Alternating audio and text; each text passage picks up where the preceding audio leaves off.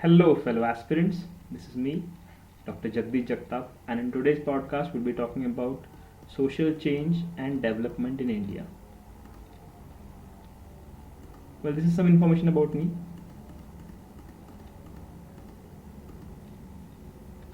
Let's begin with the structural change. Now, what do you understand by structural change? Now, imagine a house which has a certain structure. So, these are certain pillars of the house, and this is the foundation. And suppose this is the roof. So, this is the structure of the house. You see, and it can be seen, and it is on this that the house rests. So, we have something called as structural changes, and we have something called as cultural changes. Now, if you imagine the structural changes to be the hardware that you can see, observe these. They could be the institutions, they could be the governing structures, they could be the industrialization, and there's something called as the cultural changes. Now, these are soft changes that you cannot see. Now, since we are studying structural changes, let us study the structural changes differences between pre-capitalist and capitalist empires. Pre-capitalist empires were simply based upon loot. Like suppose this is one kingdom, this is another kingdom. If this king conquers this kingdom, then he will simply go there, loot, kill all the people, loot all their belongings, and get back to his own country. So that was as simple as that in pre-capitalist empires. But in capitalist empires, the loot became more complex. Now, different mechanisms like colonialism were evolved for the loot. So this was the basic structural difference between these two empires. Now let us understand the effects of colonial empire or colonialism on Indians and society, and what structural changes it caused. Now we can see that in the forest policy, the colonial demand for railway sleepers, this had a very big impact on the forest policy. Initially, the British did not give a damn about the forests, but once the demand increased, they passed the Forest Rights Act and reserved the entire forest areas for their own consumption. So this is how the tribal people were alienated from their own forests. Similarly, it applies to agriculture. They mandated that people should produce only those cash crops which had value in the European markets. Even now we understood what happened to tribals. And even in manufacturing sector, only those things were manufactured which had use for the mother country. To give an example, during the Second World War, Mysore produced a lot of silk. So British wanted this silk to produce parachute, what do we call it as parachute threads, so that they could be used in the World War.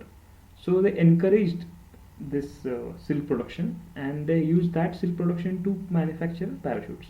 So here we can see that the mother country or the host country is determining the policies of the colonial country only for its own benefits. So, and this is causing some structural changes in the society of that colonized country, and in this case in India. As we saw that industrialization was mainly to serve the colonial interests. We can see tea plantations, and this like very draconian Native Labourers Act was passed. According to this act, suppose this is a tea plantation, and labourers were brought from West Bengal, Bihar, and as per this act, they were made to stay here, and they just couldn't leave. And if they left, then these colonial bastards, what they did was they caught the people, brought them back, and the law sided with these planters. So in their own country, these people, laborers, were made into fugitives because of this act. That is the Native Labourers Act. Industrialization in independent India was different, because now the aim was to industrially develop our own country, and that had a different set of structural changes. So there was more focus upon heavy industries, more focus upon cooperatives, and there was huge expansion of public sector industries, and large scale building of dams. Now just imagine all these things, they were not existing in British India. So we can see a distinct shift from a distinct structural shift from pre-independent India to independent India, and a large-scale urbanization happened in independent India.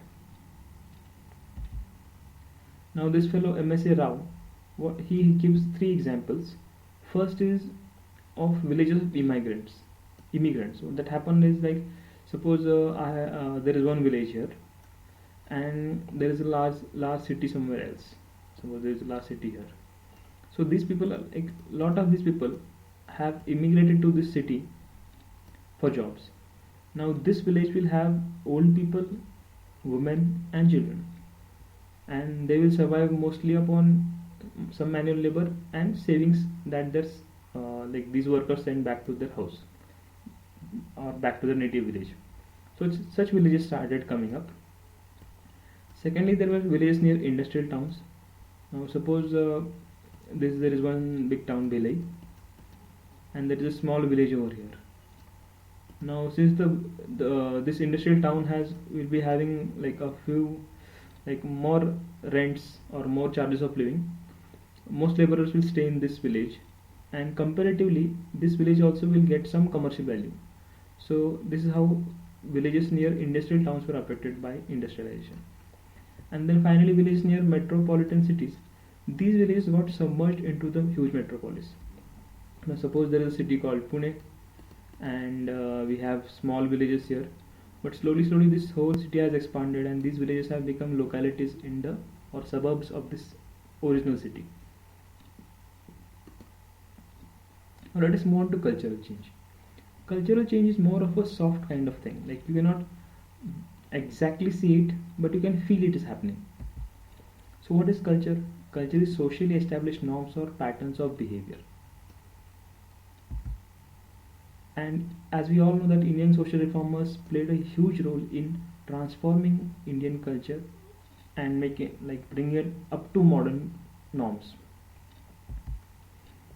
There is this one theory given by M.N. Srinivas. He says that Sanskritization is a process by which lower castes or tribes or other groups take over the beliefs, rituals, customs, ideology, and lifestyle of higher castes, so that they will get a higher ritual status. Now, if some of you belong to the urban area, you might not have seen discrimination of such a kind. Some people in the rural area might have seen. So, M.N. Srinivas gave this theory a long time back. During those times, it was very common for the lower caste groups to emulate the higher caste groups so that they'll get a better status in society. Now, there are three concepts which we have to deal with regard to cultural change. First is modernization. Modernization grossly means that the society tends to acquire values which are considered modern. Now, for example, in today's world, equality of women is a given. Like no one will question this equality of women. So that is a modern idea. But in the pre-modern societies, women asking for equality was a taboo. Or sati is a pre-modern idea. So like sati should be banned, or there should be no sati. That has a universal belief right now. Similarly, transgender rights is a modern idea.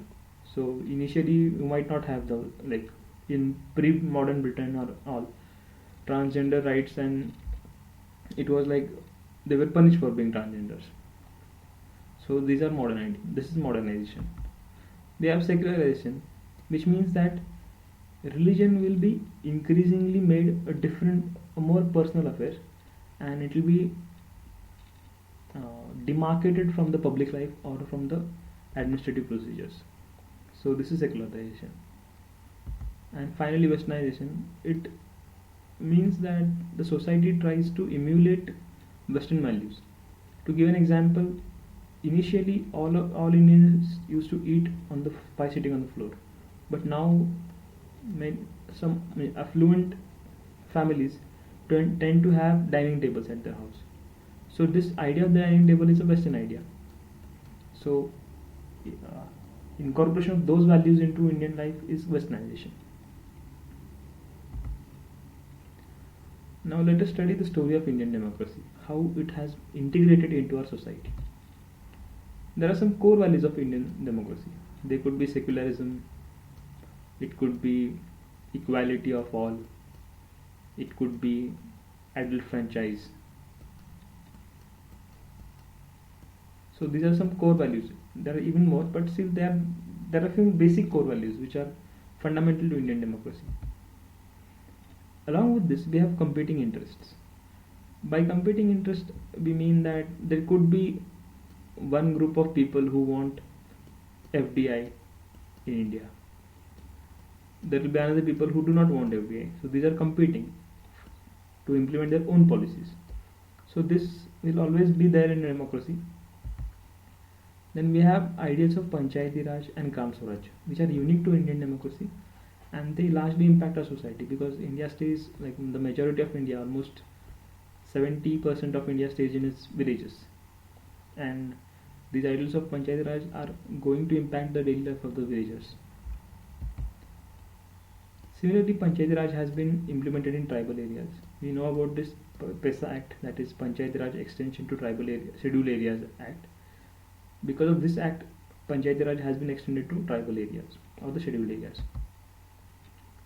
So there is democracy and inequality are coexisting, which means that even though we are a democracy, still we have existing inequality. And eventually it is expected of democracy that it will try to decrease this inequality and bring as much equality or egalitarianism as much as possible. Definitely will have existence of political parties and pressure groups. Now these pressure groups, they do not contest elections, but they try to influence policy. Now let us understand the change and development in industrial society. Now the very biggest factor which we have to understand is alienation. What is this alienation? Suppose, to give an example, suppose in earlier times there was this one fellow, forgive the drawing, imagine this is a person, and he used to make chairs. No, again imagine that this is a chair. So he used to make wooden chairs, right? Now every chair that he'll make is an art in itself, right? Like he's getting the wood, cutting it, converting that shapeless wooden log into a chair, and then he's selling this. So he'll have the satisfaction that he's making a chair, like he's creating something. But in an industrialized society, these all processes will be distributed. One fellow will make he'll cut the trees. Second fellow will cut that tree into planks. Third fellow will create like the parts of the chair. There will be another fellow who will just glue everything together, and there will be one final fellow who will color the chair, and there will be another one who will sell it. So now all these people are individually not doing one complete activity, they are doing in parts. So none of them will have the satisfaction or happiness of creating something. So it is a kind of sad thing that industrial society has brought along with it, this concept of alienation. So these people are no one is interested in that chair now, because each one is doing one in a separate part, and he doesn't derive the joy out of that work, and he's just doing it as something to earn wages. But there is an upside to it also, that we have seen decrease in social discrimination as because of the coming of industrial society. In earlier times, when the village was the center of activity, there will be a lot of social discrimination because there will be some upper caste people, lower caste people. But in an industrial society, there will be workers and there will be owners. So amongst the workers, there will be people of all castes. So and they have to interact with each other on a daily basis. That helps in decreasing social discrimination. We can see that in labor share, India has the biggest labor share in agriculture, then services, and then manufacturing. If you see in GDP share, then services are the first rankers, then come manufacturing, and then comes agriculture. A worrying fact is that 90% of Indian labor is unorganized labor, and because of this,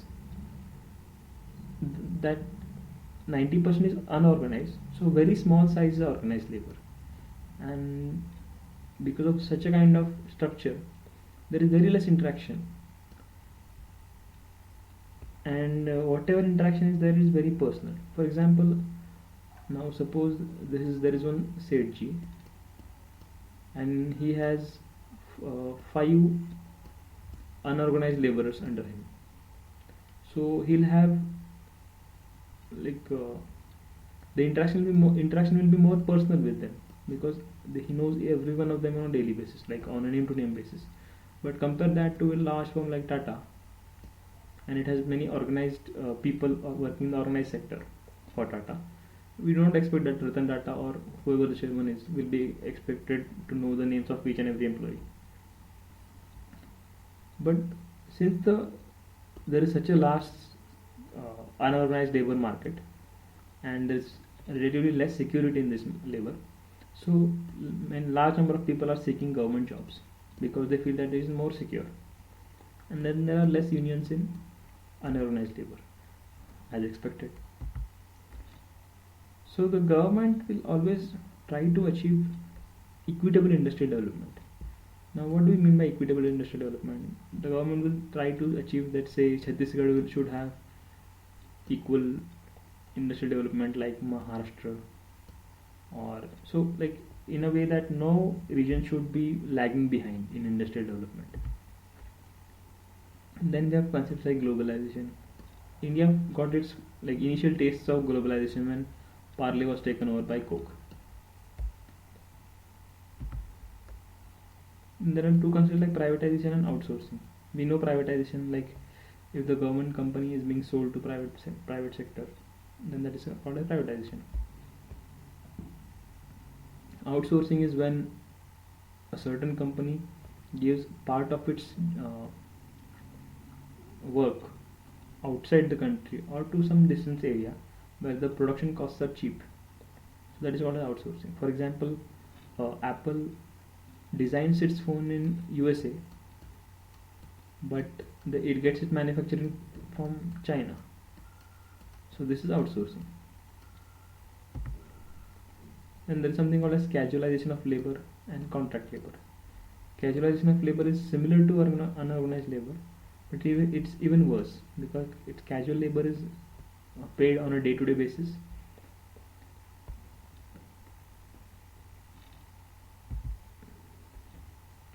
So let us now talk about change and development in urban society.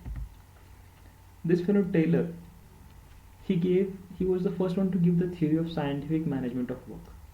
And what he did was he analyzed work and how it could be made the most efficient.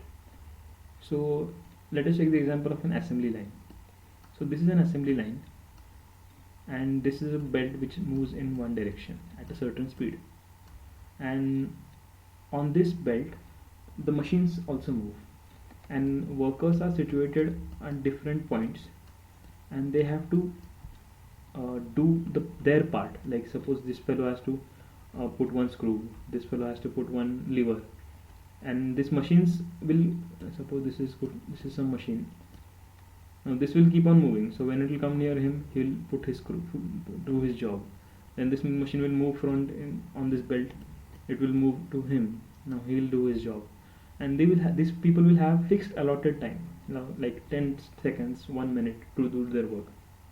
If they cannot do that, that machine nonetheless it will keep on moving. So this is scientific management of work. Now we can see this in Maruti car plant, and in a slightly modified concept we can have this in IT industry. There is concept called as flexi time slavery. Now what happens is the IT firms tell their employees that you can have flexi time, like you have a job of 9 hours, you can fill up this 9 hours any day, any time in the day. Like you can come at the night, you can go out in the lunch, you can do your other chores and come back, but you have to fill this 9 hours. This is a kind of flexi time slavery, right? So they are giving you the incentive of flexi time, but then making sure that you work for 9 hours. And this all the concept was given by this Taylor fellow. So now you know that if ever you invent a time machine, whom should you go and kill first? So we have to understand about knowledge economy. A knowledge economy will have knowledge at the core of its economy. So we can call the Indian economy today as a knowledge economy, because we are mostly dependent upon the service sector, which in turn depends upon knowledge. The working conditions are expected to get better in an urban society, but it's not always the case. Home-based work is also given importance now, because we have concepts like work from home and all. Strikes and union are a feature of this urban society. I would like to thank you for your patient hearing. I'll be continuing the remaining part of Indian society in the next podcast. If you have any doubts, feel free to write in the comments. I'll reply as soon as possible. Thank you. Have an awesome day.